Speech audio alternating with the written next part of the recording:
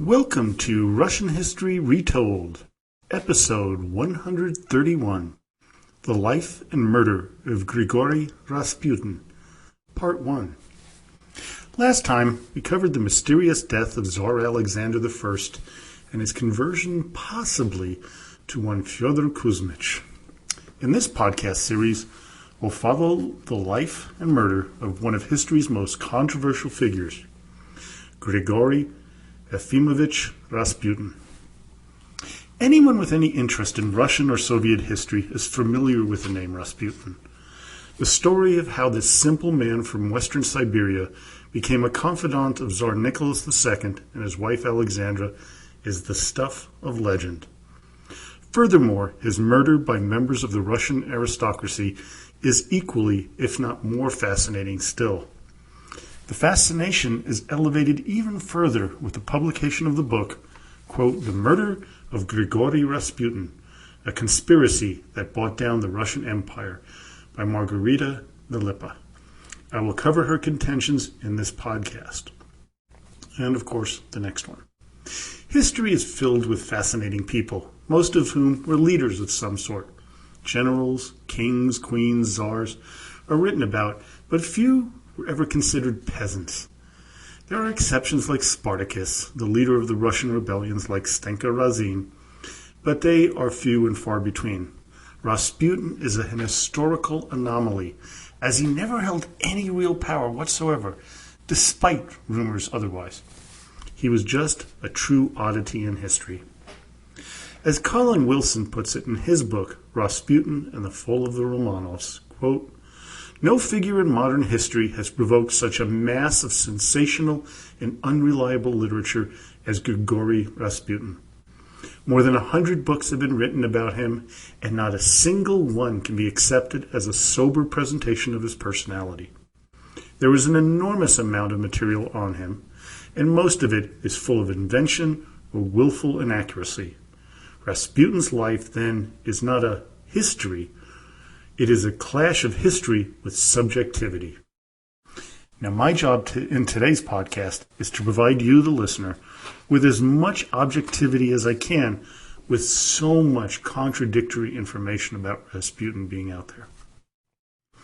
Now, the first bit of controversy is, when was he born? Well, the facts that I've been able to find is that he was certainly born on January 9th, 1869, in the West Siberian plains town of Porovskoy, to Efim Yakovlevich Rasputin and Anya Vasilievna Parshukova.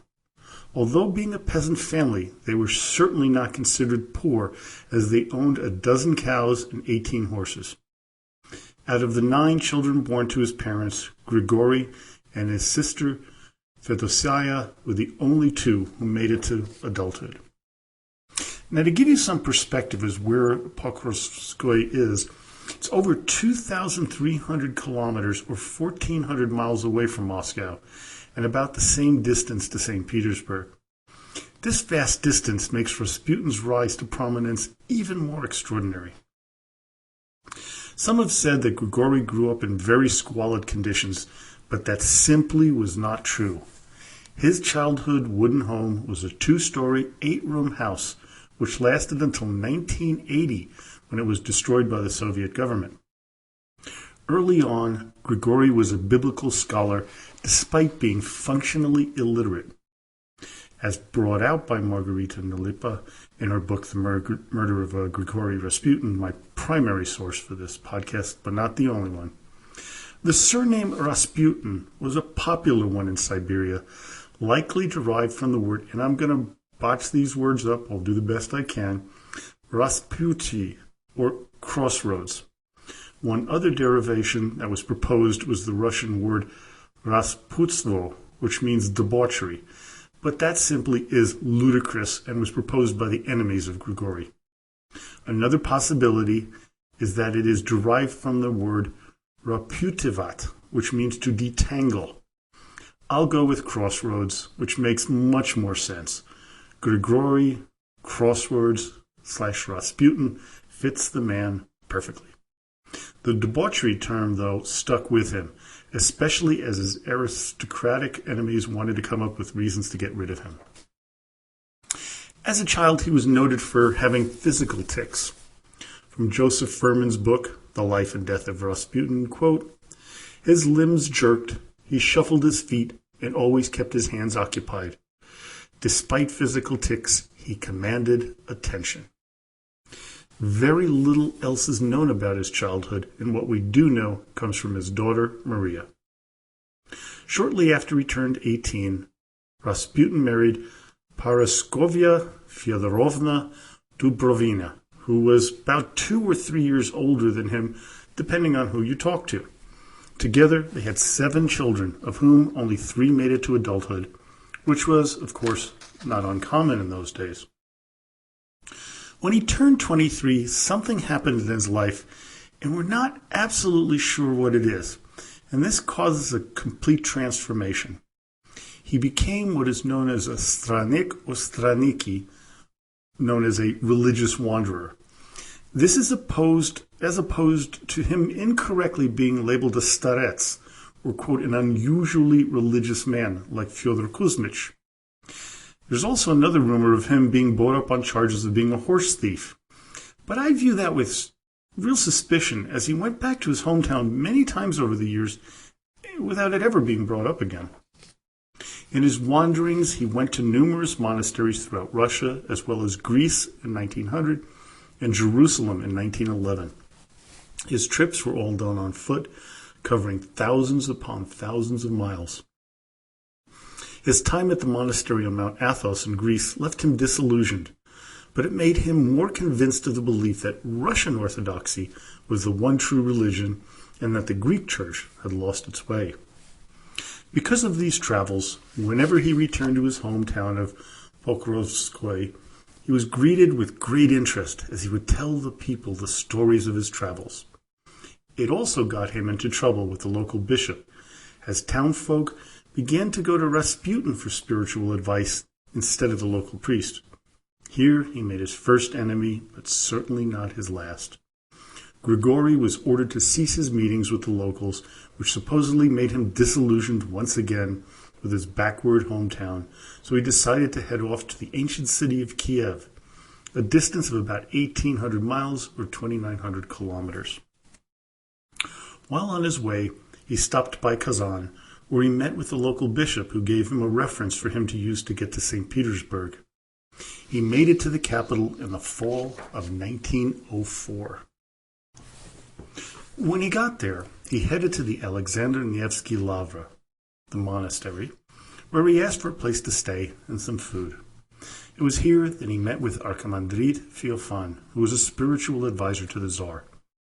While understanding that Rasputin was not a learned man, he felt that he was a deeply spiritual one. The monk Iliador describes the Stranek at the first meeting, as quoted in Margarita Nalipa's book, quote, "Grigori was wearing a plain, cheap, gray-colored jacket. His pockets were blown out like a pauper's. The pants were like the jacket, tucked under rough men's boots. Hair was roughly combed. His beard barely resembled a beard, glued to his face. His hands were rough and soiled. Under the long nails there was dirt. His body gave off an unpleasant smell." From here, he went to the St. Andrew Monastery to be blessed by the famous Father John of Kronstadt. Father John was later to be made a saint by the Russian Orthodox Church in 1964, and I was at the ceremony in New York when they did that. And that was because of his piety and his life. He was the most highly respected father in all of Russia at the time. And Father John blessed Rasputin in front of his congregation, which was considered highly unusual. The news of this event hit the streets of St. Petersburg's high society. Archimandrit Feofan, Bishop Hermogen, and the monk Iliador encouraged Rasputin to go to the imperial court because of what they saw was an increased interest in occultism, mysticism, and seances being held there, and the need to turn those people back to the true church. An interesting aside about Bishop Hermogen, because the name just sounded familiar to me, is that when he was the dean of the Tiflis Theologic Seminary in Tbilisi, Georgia, he was responsible for the expulsion of its most famous student, one Joseph Jugashvili, also known as Stalin. The first couple Rasputin met was the Montenegrin sisters, Grand Duchess Anastasia and Militsai, who were married to the Grand Dukes Nikolai and Peter Nikolaevich. Both of the sisters were interested in Persian mysticism as well as the occult, but were absolutely mesmerized by this odd man from Pokrovskoye. Because of the association with these women and Rasputin, we see the beginnings of the myths surrounding the man. On November 1st, 1905, Tsar Nicholas II and his wife Alexandra were introduced to the Stranik at the home of Anastasia and Militsaya during tea. This is how Nicholas felt about the meeting from his diary. Quote, "Cold, windy day. At 4 p.m., went to Sergeyevska. Drank tea with Militsaya and Stonok. Introduced to a man of God, Grigori from the Tobolsk province." Obviously, nothing extraordinary occurred at their first meeting. It should be noted that 1905 was an extremely tough year for the Tsar and Russia in general. We have the end of the disastrous Russo-Japanese War, Bloody Sunday, the Revolution of 1905, and the subsequent forced creation of a constitutional monarchy and the Duma, something that gnawed at the very soul of Nicholas. The next meeting between the Tsar and Rasputin did not occur for 8 months, but the meeting was met with enthusiasm by Nicholas. In his diary he writes, quote, "During the evening we were at Sergeyevka and saw Grigori." What makes this remarkable was the use of an exclamation mark at the end of the sentence. It is at this point that Militsaya warned Rasputin to be very careful in the way he approached and met with the Tsar and Tsarina. She was very aware of the machinations of the Russian imperial court and how deep jealousy ran within high society. I remember as a child how my mother and grandmother would chatter about other people in society, invoke the name of Rasputin when putting someone down because of their closeness to the Metropolitan in New York. And I remember there was one man who was kind of the aide to the Metropolitan. His name was Nikita. And they would talk about him and say, "Oh, that's the Rasputin of New York." You know, I can only imagine how it was in St. Petersburg in the early part of the 20th century, knowing that my grandmother was there and the kind of person she was, and all other parts of the society of Russians that I got to know when I was in New York. Now, did Rasputin heed the advice of his friend Militsaya? Of course not. He went ahead and sent a telegram to the royal couple asking for a private audience to present him with an icon of the miracle worker, Saint Simeon of Verkhovskoye. It was ostensibly for their son Alexei to help with his hemophilia. Another interesting fact here is that this same icon was found in the Ipatiev house where the royal family was murdered. It must have been a very important treasure to them. Rasputin went to the young Tsarevich, Alexei, to help soothe the boy who was recovering from a hemophiliac episode and was having trouble sleeping. The fact that the heir to the Russian throne had hemophilia was a state secret, known only to a select few. The ability of Rasputin to somehow affect the disease and ease the boy's pain was one of the main reasons that Stranek was able to ingratiate himself with the royal family, especially Tsarina Alexandra. In October of 1906, Rasputin was asked by the Tsar to visit the daughter of Prime Minister Pyotr Stolypin, who had been injured in a bomb blast. Now, Stolypin was an enemy of Rasputin in the future, but at the time he went to visit her because there was a frame of about 28 people killed in this assassination attempt, including one of the children of Stolypin, and one was injured. Now, Nicholas felt that Grigori could help the young girl heal faster. In his mind now, Rasputin must have felt that he had a personal in with the royal family. From here on, he was able to visit the Tsar and Tsarina at their home in Tsarskoye Selo. The Stranik was careful, though, at first, not to take advantage of the imperial hospitality. But on March 29, 1909, he broke all court rules by going to the palace through a side entrance and went straight to the Empress's study. The news of this breach of protocol spread like wildfire, as no one else had this kind of privilege. Many view this as the tipping point in Russian high society's view of Rasputin. This simple and uncouth man had access to the Tsar and his family, and they didn't. Well, that would not go over well. Many in St. Petersburg felt that this was a slap in their face and would begin to turn the tide against Nicholas and Alexandra. Two people in particular would feel the most put off by Rasputin's closeness to the royal family, and that was the Montenegro sisters, Militsaya and Anastasia. Instead of them being insiders, they were replaced by Grigori and one of his followers, Anna Vayrubova, who became Tsarina Alexandra's best friend.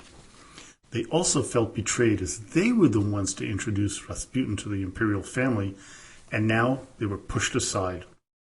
They would not take this well. Anna Vayrubova will be a topic of one of my future podcasts because of her book, Memoirs of the Russian Court. By 1907, Rasputin began to get a reputation of being able to soothe young Alexei whenever he had an injury that would cause great pain.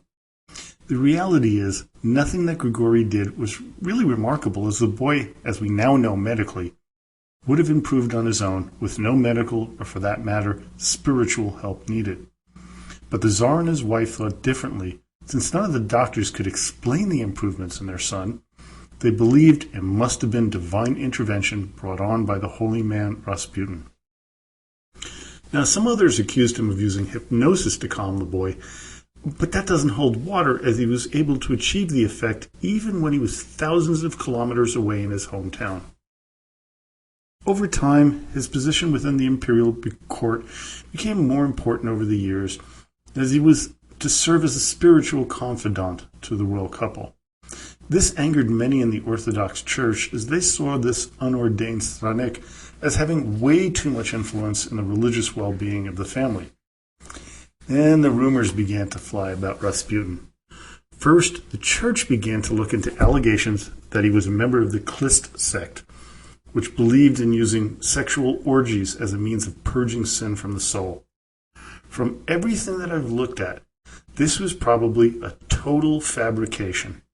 His daughter Maria claimed he did look into it, but did not practice it. Both Mstislav Rostropovich and Edvard Radzinski believe there is no evidence as well. By 1910, the attacks against Rasputin began to pick up steam, as well as going public.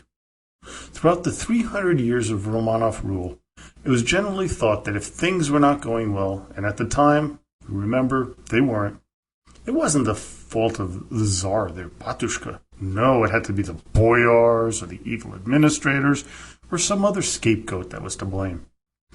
But here, there was this odd man who had befriended this strange German-born Tsarina who became the target. Now remember, Tsarina Alexandra was not a very well-liked person throughout the aristocratic society and by the people, because she was very reserved.